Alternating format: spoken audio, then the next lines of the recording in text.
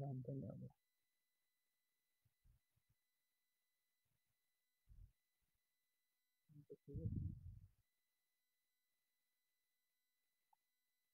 আসে নাই তো লাইভ আসছে।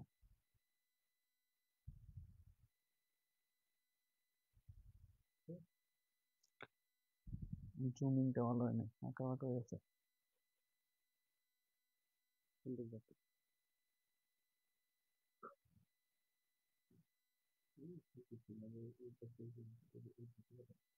প্রশ্নটা আসবে না আমার পরে, বুঝলেন? সমস্যা নাই, এটুকু থাকলে সমস্যা নাই, এটুকু থাকলে সমস্যা নেই।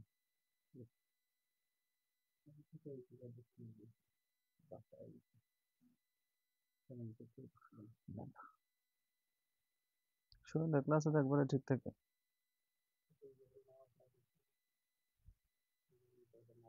আসসালামু আলাইকুম, সবাইকে অ্যাকাউন্টিং এ স্বাগতম জানাচ্ছি অনেকদিন পরে একটা লাইভ ক্লাস। এবং আজকে আমি চেষ্টা করব, যেহেতু সামনে ঢাকা বিশ্ববিদ্যালয়, কিছু গুরুত্বপূর্ণ প্রশ্ন সমাধান করার অল্প সময়। এবং শুধু ঢাকা বিশ্ববিদ্যালয়ের জন্যই নয়, এই প্রশ্নগুলো ঢাকা বিশ্ববিদ্যালয়ের পাশাপাশি সামনে তোমাদের জগন্নাথ, জাহাঙ্গীরনগর, গুচ্ছ প্লাস হচ্ছে আহ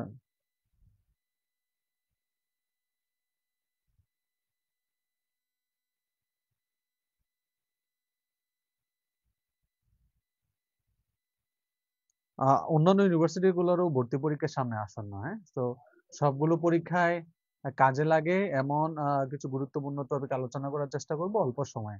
আমি আশা করব সবাই যুক্ত হবে এবং লাইভটা শেয়ার করে দিবে। অল্প সময় যেহেতু আমরা ক্লাস নেব, অনেক রাত, তারপরেও আমরা চেষ্টা করব কিছু সময় কথা বলার জন্য তোমাদের সাথে। সবাইকে অনুরোধ করবো একটু লাইভটা শেয়ার করে দিতে।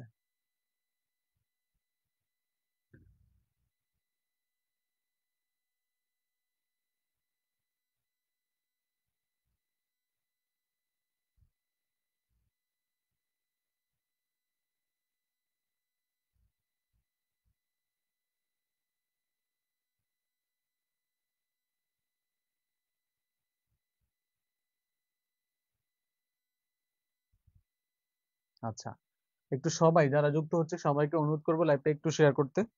আহ কিছু গুরুত্বপূর্ণ অল্প সময় ক্লাস হবে এবং আমি কিছু গুরুত্বপূর্ণ টপিক তোমাদের সাথে শেয়ার করার চেষ্টা করব, যেগুলো আসলে সবার জানা উচিত, সবার পড়া উচিত।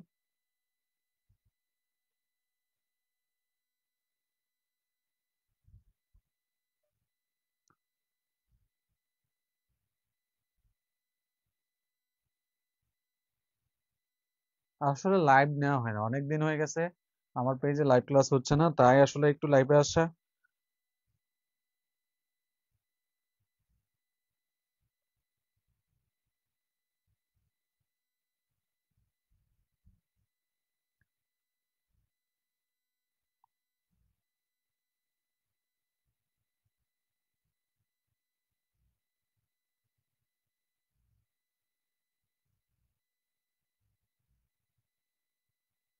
আমরা আইসিটি মানে অ্যাকাউন্টিং ছাড়াও আমি শীঘ্রই তোমাদের আমাদের এই পেজে অ্যাকাউন্টিং ছাড়াও আমরা আইসিটি ক্লাসের ব্যবস্থা করবো ইনশাল্লাহ। আইসিটি কিছু গুরুত্বপূর্ণ ক্লাস ইতিমধ্যে আমাদের পেজে হয়েছে এবং সামনেও তোমরা আইসিটির উপর আরো কিছু গুরুত্বপূর্ণ ক্লাস তোমরা পেতে যাচ্ছ।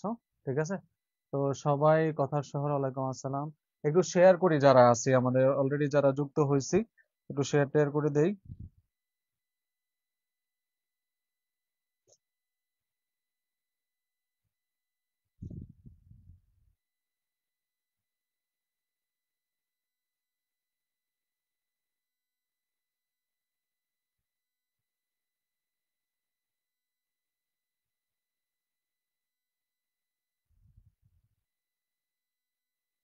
আচ্ছা,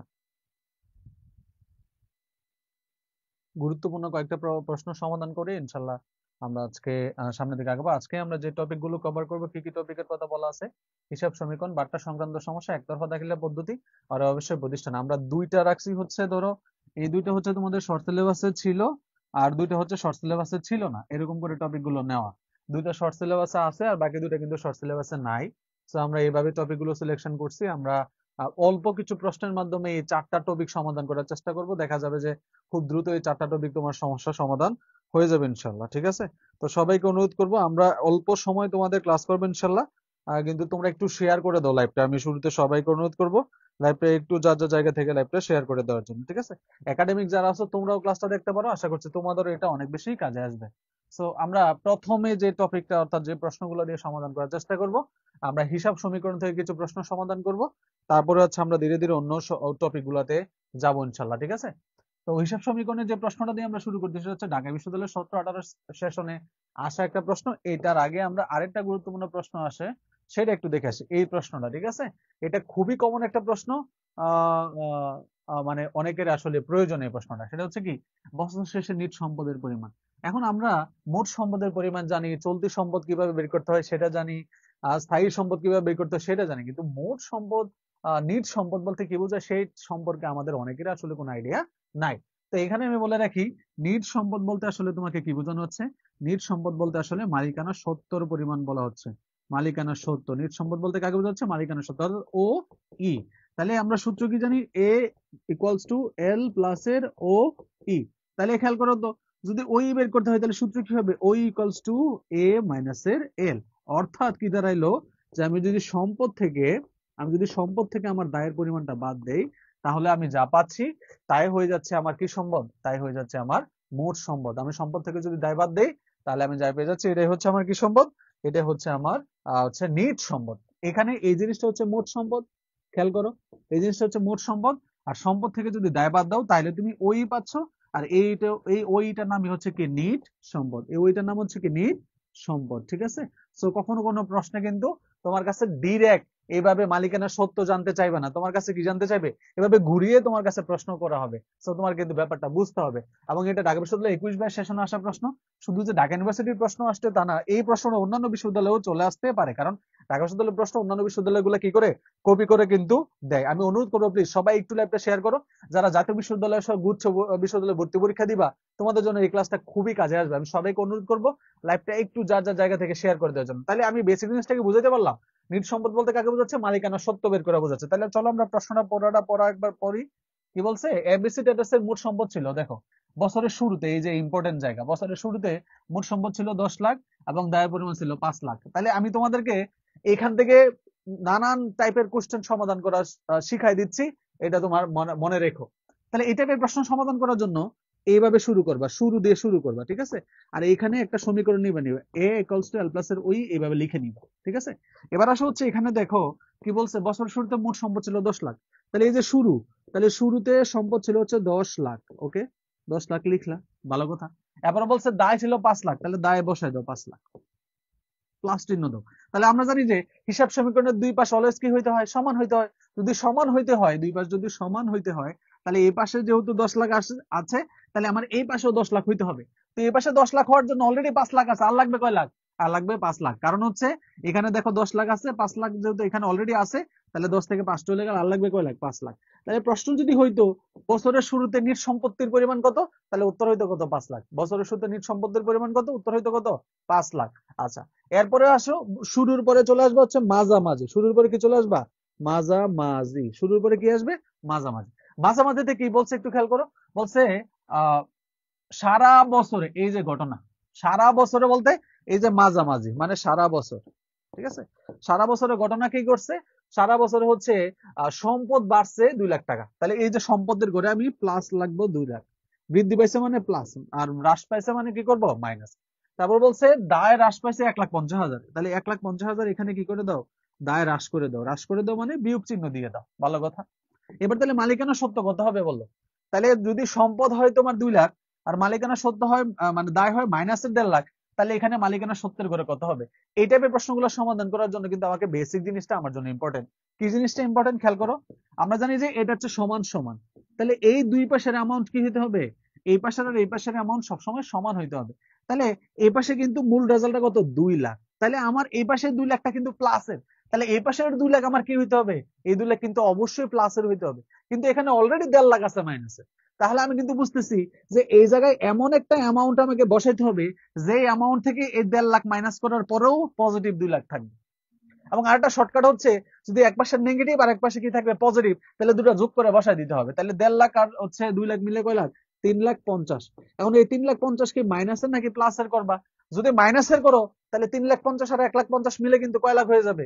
হচ্ছে 4 লাখ আর 5 লাখ হয়ে যাবে। কিন্তু এই পাশে 5 লাখ আর এই পাশে কত? 2.5 লাখ, 2 লাখ মিলবে না তো। তাহলে আমার এই জন্য প্লাসে রাখতে হবে। প্লাসের কেন রাখলাম? 3,50,000 থেকে যদি এখন 1.5 লাখ চলে যায়, 3,50,000 প্লাসের মাইনাসের 1.5 লাখ, তাহলে আমার থাকবে কয় লাখ বলতো? 2 লাখ। তাহলে আমার কিন্তু এই পাশে 2 লাখ থাকলো, এই পাশে 2 লাখ থাকলো। এগুলো বেসিক আলোচনা, এটা আশা করি সবার জানাটা জরুরি না, আমরা মোটামুটি এটা পারি। তাহলে এবার হচ্ছে শুরু মাঝামাঝি ঘটনা শেষ। হ্যাঁ, তাহলে এবার হচ্ছে আমরা শেষের ঘটনায় আসি। তাহলে শেষে যদি আসি, তাহলে শেষে মালিকানা সত্ত্বের পরিমাণ কত হবে? দেখো 10 লাখ ছিল, আরো 2 লাখ বাড়ছে, তাহলে বাইরে হচ্ছে কয় লাখ? 12 লাখ সমান সমান 5 লাখ ছিল, 1.5 লাখ মাইনাস হয়েছে, 5 লাখ ছিল, 1.5 লাখ মাইনাস হয়েছে, তাহলে হয়েছে কত? 3,50,000 ছিল 5 লাখ, নতুন করে আসছে আরো 3,50,000, তাহলে উত্তর হয়েছে কত? 8,50,000। ঠিক আছে, 8,50,000 টাকা। তাহলে আমার কাছে কি জানতে চাইছে? বছর শেষে নিট সম্পত্তির পরিমাণ কত? বছর শেষে নিট সম্পত্তি মানে মালিকানা সত্ত্বের পরিমাণ কত? মালিকানা সত্ত্ব মানে হচ্ছে ও এর পরিমাণ কত? তাহলে ও এর পরিমাণ কত হবে? বাইজিদ হাসান, ওয়ালাইকুম আসসালাম, ভালো আছে স্যার? একটু শেয়ার করে দিব সবাই, একটু শেয়ার করে দেয় ইনশাল্লাহ। আমরা রেগুলার এখন থেকে তোমাদের জন্য ক্লাসগুলো নিব। তাহলে এখানে কি বললাম একটু খেয়াল করো তো। তাহলে কি হয়েছে ঘটনা? বছর শেষে পাইছে। এখন প্রশ্ন করতে পারো স্যার, এখন তো আয় আছে, এখানে তো উত্তোলন আছে, ব্যয় আছে।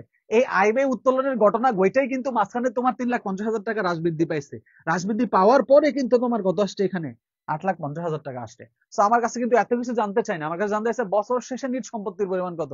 তাহলে আমি জাস্ট নিট সম্পত্তি মানে মালিকানা সত্ত্ব, কখন? বছর শেষে। তাহলে আমরা তো এই যে শেষে পাইলাম, তো শেষে মালিকানা সত্ত্বের পরিমাণ কত? 8,50,000। যদি বলতো দায়ের পরিমাণ কত? 3,50,000। যদি বলতো হচ্ছে বা সম্পদের পরিমাণ কত? বললাম 12 লাখ। ঠিক আছে, তো এই টাইপের প্রশ্ন সমাধান করলে আমরা আমরা যে কোনো জায়গা থেকে প্রশ্নের উত্তর দিতে পারবো। দেখো শুরু দিয়ে শুরু করছি, মাঝামাঝি দেওয়া ছিল, শেষটা বের করতে পারছি। কোন অঙ্কে যদি শেষ দেওয়া থাকে, মাঝামাঝি দেওয়া থাকে, তুমি শুরু বের করতে পারবা। কোন অঙ্কে শুরু আর মাঝামাঝি শেষ দেওয়া থাকলে তুমি মাঝামাঝি বের করতে পারবা। শুধু এই ফরম্যাটটা তুমি মনে রাখবা, শুধু এই ফরম্যাটটা মনে রাখবা, শুরু, মাঝামাঝি, শেষ। যা দেওয়া আছে জাস্ট বসাও, এরকম করে 2টা দেওয়া থাকবে, 3 নাম্বারটা তুমি বের করবা। এরকম করে বসায় বসায় অঙ্ক করলে এই হিসাব সমীকরণ রিলেটেড যত প্রশ্ন আসে, আমি আশা করি এগুলা তোমাদের কোনো সমস্যা হবে না। সবগুলো তুমি নির্দ্বিধায় খুব ইজিলি কি করতে পারবা? সমাধান তুমি করতে পারবা। এই প্রশ্ন আশা করছি ক্লিয়ার, আশা করছি আমি ক্লিয়ার হয়ে যাওয়ার কথা সবার। ঠিক আছে, আচ্ছা আমরা এই প্রশ্ন যদি একটু দেখি, এটা অনেক বেশি আসে পরীক্ষায়। হিসাব সমীকরণের 2টা রূপ, তাই না? হিসাব সমীকরণের কয়টা রূপ? হিসাব সমীকরণ হচ্ছে 2টি রূপ। একটা হচ্ছে মৌলিক রূপ বলি আমরা, কি রূপ? মৌলিক। খেয়াল করতে হবে, হিসাব সমীকরণের মৌলিক রূপটা কি? a equals to l plus এর ওই, এটা মৌলিক রূপ। এটা কি রূপ? মৌলিক রূপ, মানে এটা হচ্ছে মূল রূপ। এরপরে এখান থেকে কিন্তু আমরা এভাবে লিখতে পারি, a মাইনাস এর l ইকুয়ালস টু ওই, এভাবে লিখতে পারি। আমি লিখতে পারি a মাইনাস এর ওই ইকুয়ালস টু l, আমরা এইভাবে লিখতে পারি। খেয়াল করো, তাহলে এই তিনটার মধ্যে তুমি মৌলিক রূপ বলবা কোনটাকে? অবশ্যই তোমাকে এইটাকে মৌলিক রূপ বলতে হবে। এইটা থাকার কারণে কিন্তু তুমি এই দুইটা লিখতে পারছো। এই দুইটা কিন্তু এটা থেকে কিন্তু এটা হয় নাই, এটা থেকে এই দুইটা হয়েছে। তাহলে পরীক্ষা যদি প্রশ্ন আসে মৌলিক রূপ কোনটা, তাহলে উত্তর হবে এটা। কিন্তু যদি বলে সঠিক রূপ কোনটা, তাহলে উত্তর হবে তিনটাই। সঠিক রূপ হলে উত্তর হবে কয়টা? সঠিক রূপ হলে উত্তর হবে তিনটাই। মৌলিক রূপ বললে উত্তর হচ্ছে কয়টা? আমার শুধু উপরেরটা। যদি সঠিক রূপ বলে তাহলে উত্তর হচ্ছে শুধু কোনটা? শুধু উত্তর হচ্ছে নিচের, মানে তিনটাই, এইটাও, এটাও, এইটাও। এরপরে পরীক্ষা প্রশ্ন আসে হিসাব সমীকরণের বর্ধিত রূপ। কি রূপ আসে? বর্ধিত রূপ। বর্ধিত রূপ মানে হচ্ছে এক্সটেনশন করে লেখা যায়, বর্ধিত রূপ। তো এই যে মূল রূপটা ছিল ইকুয়ালস টু l প্লাস এর ওই, এটাকে একটু বড় করা হয়েছে। বড় করে কি হচ্ছে? a এর জায়গা ঠিক ছিল, এল এর জায়গা ঠিক ছিল, ওই হচ্ছে 4টা বাচ্চা কাচ্চা হয়েছে। কয়টা হয়েছে? 4টা বাচ্চা কাচ্চা। 4টার মধ্যে 2টা মেয়ে আর হচ্ছে 2টা ছেলে।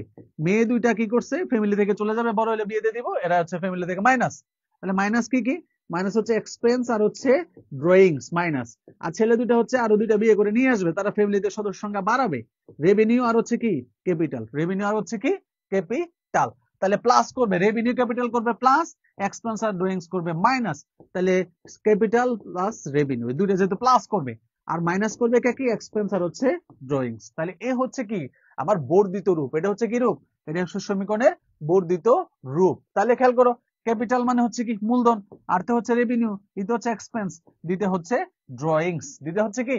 ড্রয়িংস। তাহলে আমরা যদি এইটা খুঁজে বের করতে যাই, একটা জিনিস সবসময় খেয়াল রাখবা, এই সিরিয়ালটা ব্রেক হইতে পারে, ডি আগে চলে আসতে পারে, আর পরে চলে যেতে পারে, ই পরে চলে যেতে পারে, তবে পার্থক্য যেটা হবে এবং যেটা মনে রাখতে হবে যে ই এবং ডি, অর্থাৎ এইটা হচ্ছে এক্সপেন্স মানে ব্যয়, আর ডিতে হচ্ছে ড্রয়িংস মানে হচ্ছে উত্তোলন, ঠিক আছে, আর হচ্ছে আরতে হচ্ছে রেভিনিউ মানে হচ্ছে আয়, আর সিতে হচ্ছে ক্যাপিটাল মানে হচ্ছে মূলধন। তাহলে একটা জিনিস খেয়াল করো, মূলধন আর আয়ের প্লাসটা সাইনটা হবে প্লাস, অর্থাৎ এগুলো যেখানেই থাকুক না কেন তাদের সামনে প্লাস চিহ্ন থাকতে হবে। আর ব্যয় আর উত্তোলন যেখানে যাবে তাদের সামনে কি চিহ্ন থাকবে? তাদের সামনে হচ্ছে মাইনাস চিহ্ন থাকতে হবে। কি চিহ্ন থাকতে হবে? মাইনাস চিহ্ন থাকতে হবে। এটা হচ্ছে মূল টার্মস, মাইনাস চিহ্ন অবশ্যই থাকতে হবে, ঠিক আছে। সো যারা ক্লাসটা দেখতেছেন, আমি আমি মানে হচ্ছে প্রায় সময় ক্লাস নেওয়ার চেষ্টা করবো এখন থেকে, আমি একটু সবাইকে শেয়ার করতে বলবো, হ্যাঁ। তাহলে সঠিক উত্তর কি হবে? ই না ডি? এই যে এখানে দায় আছে, তাহলে দায় কখনো প্লাস হইতে পারে না, এই পাশে আসলে দায়টা মাইনাস হয়ে যাওয়ার কথা। দায় প্লাস, মালিকানা মূলধন প্লাস, আয় প্লাস, ব্যয় মাইনাস, উত্তোলন মাইনাস, তাহলে সঠিক উত্তর হচ্ছে ডি, ইজি, ঠিক আছে। আচ্ছা, এইটা আরেকটা যে নিচের কোনটি সঠিক নয়?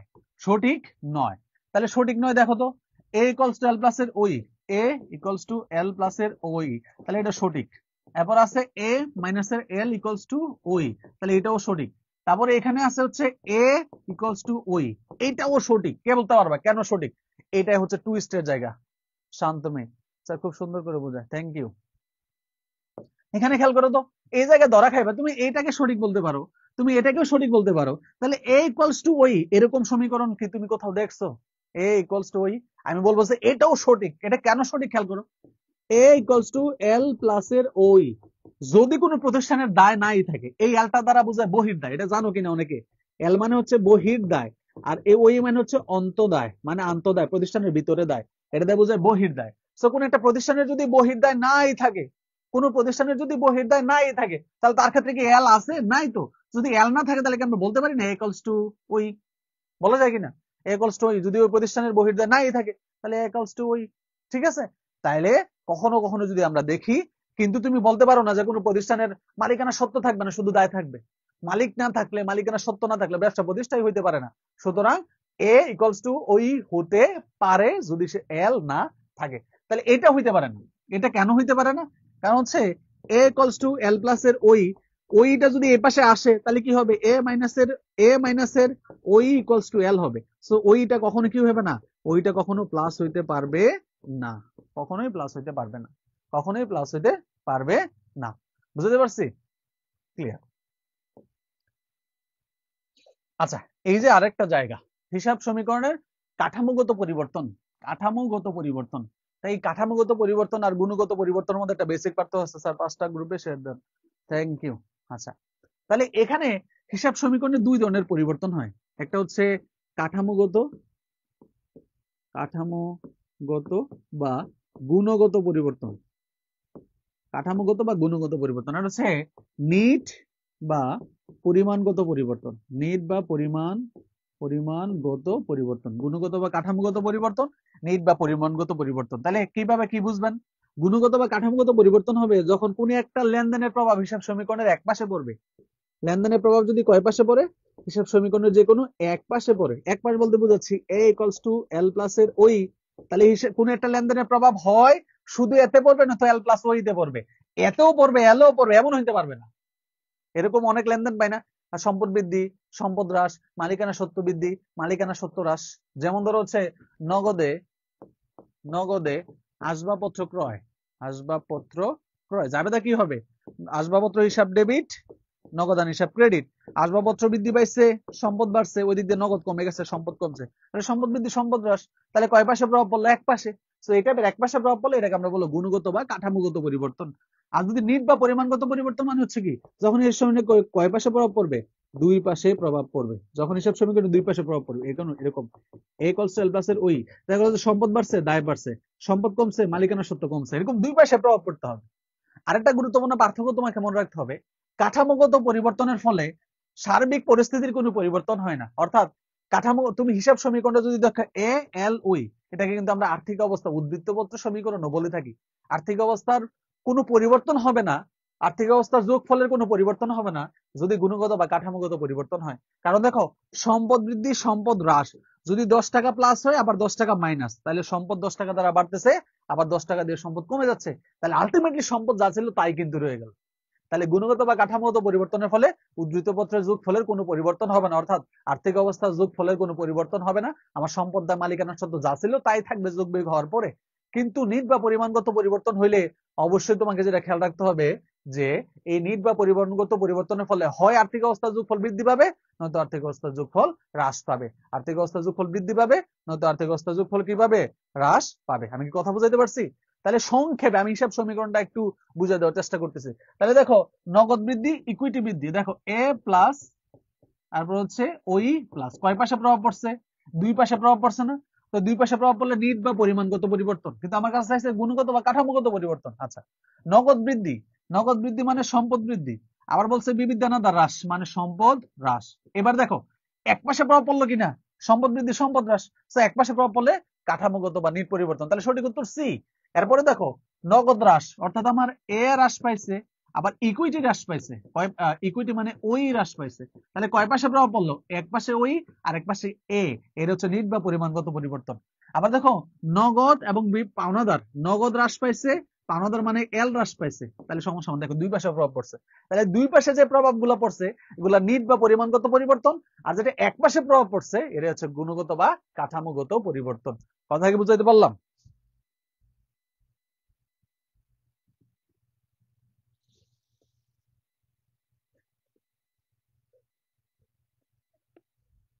কথা কি ক্লিয়ার?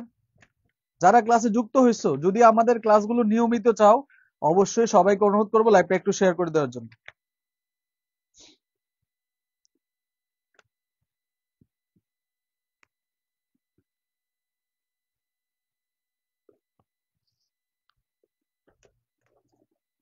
হিসাব সমীকরণের যদি আর একটা প্রশ্ন সমাধান করি, তাহলে হিসাব সমীকরণের থেকে যে টাইপের প্রশ্নের পরীক্ষা আসুক না কেন, তুমি সব ধরনের প্রশ্ন সমাধান করতে পারবা। সবার প্রথমে যে প্রশ্নটা ছিল আমরা এটা যদি একটু সমাধান করি, এখানে বলছে কি যে প্রশ্নের শুরুতে দায় মালিকানা সত্ত্ব দেওয়া আছে, আবার উক্ত বছরে সম্পদ বৃদ্ধি পাইছে, বলছে মালিকানা সত্ত্বের এই জায়গাটা পরিবর্তন, মালিকানা সত্ত্বে পরিবর্তন সৃষ্টিকারী অন্য কোনো লেনদেন না হয়ে থাকলে বছর শেষে নিট মুনাফা বা নিট ক্ষতির পরিমাণ কত? মালিকানা সত্ত্ব পরিবর্তন হয় কোন কোন এন্টিটির ফলে বা কোন কোন এন্টিটির ফলে সেটা আগে আমাকে জানতে হবে। যেমন ধরো মূলধনের সাথে, প্রারম্ভিক মূলধনের সাথে আমরা কি কি যোগ করি? প্রারম্ভিক মূলধন, প্রারম্ভিক মূলধনের সাথে আমরা যোগ করি হচ্ছে অতিরিক্ত মূলধন যদি প্রশ্নে থাকে, অতিরিক্ত মূলধন যদি থাকে আমরা সেটা যোগ করি। আচ্ছা, তারপরে আমরা আরো যোগ করি হচ্ছে মূলধনের সুদ যদি থাকে, কি থাকে?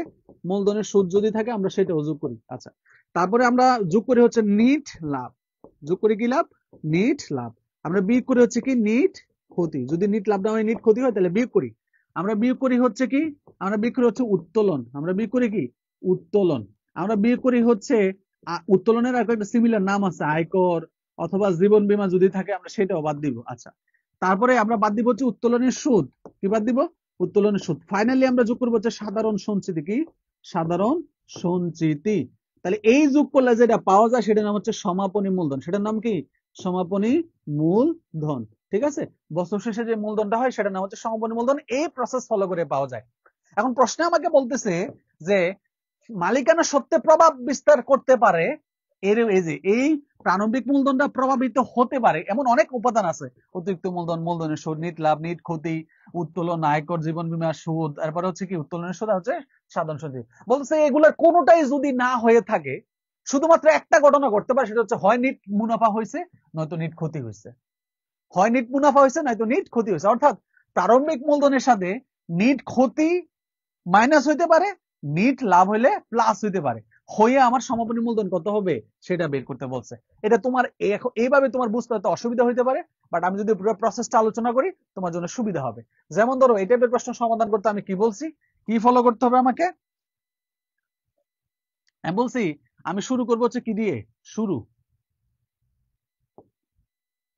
আমি শুরু দিয়ে শুরু করব। হ্যাঁ, শুরু কি হবে? a equals to l plus এর ওই। খুবই গুরুত্বপূর্ণ প্রশ্ন। আমি মনে করি এটা পারলেই অনেক ধরনের সমাধান তোমার অনেক ধরনের সাবজেক্টের জন্য। কোনো কি শুরু থাকতে পারবো না?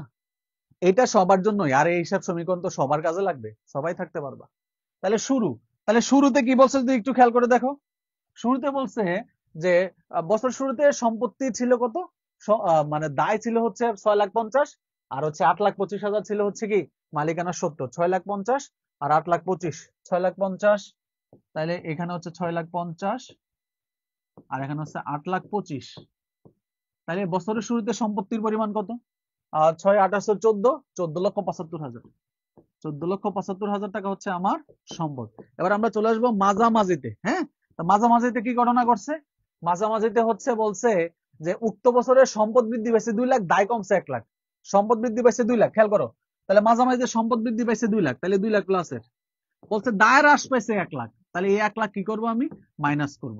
তাহলে এবার বলো তুমি মালিকানা সত্য কত? এই পাশে যেহেতু 2 লাখ আছে, এই পাশে মাইনাসের 1 লাখ, আর আমার কাছে টোটাল রেজাল্ট হইতে হবে কত? প্লাসের 2 লাখ। তো আমরা শিখাইছি একটা প্লাস আর একটা মাইনাস হলে যোগ করে দিতে হয়। তাহলে 2 আর 1 লাখ মিলে কয় লাখ হয়ে যাবে? 2 আর 1 লাখ মিলে হয়ে যাবে 3 লাখ। তাহলে 3 লাখ প্লাসে রাখতে হবে। 3 লাখ থেকে যদি 1 লাখ মাইনাস হয় 2 লাখ থাকবে, এই পাশে 2 লাখ প্লাস, এই পাশে 2 লাখ প্লাস। তাহলে আমার এখন আমি বছর শেষে ঘটনা খুঁজে বের করব। তাহলে শেষে ঘটনা কি করছে দেখো, 14,75,000-এর সাথে আরো 2 লাখ বাড়ছে, তাহলে 16,75,000। তাহলে বছর শেষে সম্পত্তির পরিমাণ যদি জানতে চাইতে উত্তর হইতো 16,75,000। এদিক দিয়ে 6,50,000 ছিল, 1 লাখ কমে গেছে, তাহলে আনসার আছে 5,50,000। আর এদিক দিয়ে ছিল 25,000, হয়েছে আরো 3 লাখ, তাহলে কত হইলো? ও 8 লাখ। 8 আর 5-এ 8 আর 3-এ 11, 11 লক্ষ কত হাজার? 11,25,000। তাহলে একটা জিনিস কি এখান থেকে আমরা বুঝতে পারতেছি কিনা বা সবার মাথায় আসতেছে কিনা যে আমার মালিকানা সত্ত্বের পরিমাণ, খেয়াল করো, এই যে মালিকানা সত্ত্ব মানে তো মূলধন, তাই না? মালিকানা সত্ত্বের পরিমাণ ছিল হচ্ছে 8,25,000। মাঝখানে সারা বছরে 3 লাখ টাকার পরিবর্তন হয়েছে। 3 লাখ টাকার পরিবর্তন হয়ে টোটাল ফলাফল দাঁড়িয়েছে কত? 11,25,000। তাহলে এই যে মাঝখানে যে 3 লাখ টাকা কমলো বা বাড়লো, কি কি কারণে কমতে পারে বাড়তে পারে? এই কারণে কমতে পারে বা বাড়তে পারে, এই যে এখানে আমরা বলছি। ওটা তো চলে গেছে। তো এই প্রশ্নে একটা জিনিস আমি বলছিলাম, মনে আছে কিনা তোমাদের, যে মূলধনের সাথে কি কি যোগ হয়? অতিরিক্ত মূলধন যোগ হইতে পারে, মূলধনের সূর্য যোগ হইতে পারে, নিট লাভ যোগ হইতে পারে, নিট ক্ষতি বিয়োগ হইতে পারে, উত্তোলন মাইনাস হয়। এই সকল ঘটনা যোগ বিয়োগ হয়ে গিয়ে কিন্তু কি হয়েছিল, আমার ওই 3 লাখ টাকা কমছে বা বাড়ছে। আমি আবারও বোঝানোর জন্য আমার কিন্তু এই ব্যাপারটা আমাকে আনতে হবে যে প্রারম্ভিক মূলধনের সাথে আমার অতিরিক্ত মূলধন আসতে পারে, হ্যাঁ, যোগ হইতে পারে, যোগ হইতে পারে নিট লাভ, মাইনাস হইতে পারে নিট ক্ষতি, হ্যাঁ, মাইনাস হইতে পারে কি? উত্তোলন। ঠিক আছে? তো শুরুতে তোমার ছিল হচ্ছে এই যে প্রারম্ভিক মূলধনটা, শুরুতে ছিল হচ্ছে তোমার 8,25,000, আর শেষে গিয়ে হয়ে গেছে হচ্ছে কত? এই যে শেষে সমান সমান দিয়ে শেষে যেটা পাইলাম এটা হচ্ছে 11,25,000।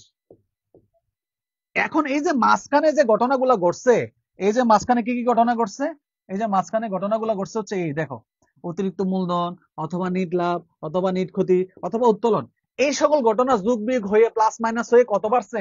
3 লাখ টাকা বাড়ছে। কিন্তু প্রশ্নে আমাকে বলে দিছে যে তুমি ধরে নাও যে অতিরিক্ত মূলধনের প্রশ্ন ছিল না, তুমি ধরে নাও উত্তোলনের প্রশ্ন ছিল না, তাইলে এই যে 3 লাখ টাকা হয়েছে, এই 3 লাখ টাকা হয় নিট লাভ নয়তো নিট ক্ষতি, এটা আপনার প্রশ্ন স্পষ্ট বলে দিছে। তাহলে এই 3 লাখ টাকা কি পজিটিভ না নেগেটিভ? এই 3 লাখ টাকা প্লাসের নাকি মাইনাস? এই 3 লাখ টাকা ছিল প্লাসের। তাহলে প্লাসের ফিগারটা কি নিট লাভটা প্লাস হয় নাকি নিট ক্ষতিটা প্লাস হয়? নিট লাভটা প্লাস হয়। তাহলে এই 3 লাখ টাকা হচ্ছে আমার কি লাভ? এই 3 লাখ টাকা হচ্ছে আমার নিট লাভ। এইটা আবার একটা প্রশ্ন ঢাকা ইউনিভার্সিটিতে একেবারে হচ্ছে ফেভারিট মডেল। ঠিক আছে? তাহলে তুমি যদি খেয়াল করো এখানে দেখো, তাহলে এখানে এরকম প্রশ্ন বলছিল কিনা যে মালিকানা সত্ত্ব পরিবর্তন করতে পারে এমন কোন ঘটনা যদি আর না থাকে, তাহলে নিট মুনাফা ও নিট ক্ষতির পরিমাণ কত? ওই যে মাঝখানে 3 লাখ টাকা বাড়ছে, ওই 3 লাখ টাকা হচ্ছে আমার নিট লাভ, যেহেতু এটা পজিটিভ রেজাল্ট ছিল, এটা পজিটিভ রেজাল্ট ছিল। তাহলে নিট মুনাফা হবে কয় লাখ? 3 লাখ। যদি মাইনাস হইতো 3 লাখ, যদি এই 3 লাখ কি হইতো মাইনাসে, তাহলে আমরা বলতাম এই 3 লাখ কি? এই 3 লাখ হচ্ছে নিট ক্ষতি, এই 3 লাখ নিট ক্ষতি। আমি কি বুঝাইতে পারছি প্রশ্নটা? প্রশ্নটা ক্লিয়ার?